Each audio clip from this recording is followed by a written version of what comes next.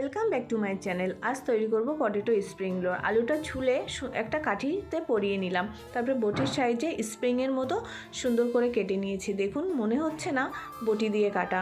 তারপরে ব্যাটারটা তৈরি করে নিলাম। কর্নফ্লাওয়ার, বেসন, লবণ, লঙ্কার গুঁড়ো, গোলমরিচের গুঁড়ো, হলুদ এবং জিরার গুঁড়ো দিয়ে ব্যাটারটা ভালো করে ফেটিয়ে নিয়েছি জল দিয়ে। তারপরে উনুনের মধ্যে কড়াইটা বসিয়ে তার মধ্যে দিয়ে দিলাম তেল এবং স্প্রিং যে পটেটোর গায়ে ভালো করে ব্যাটারটা মাখিয়ে লাল লাল করে ভেজে নিয়েছি।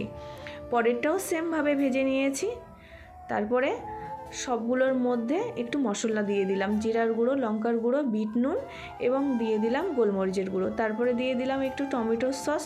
কেমন হয়েছে কমেন্টে জানাবেন।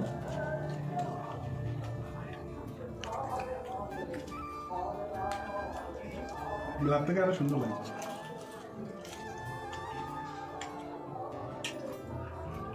দারুণ দারুণ।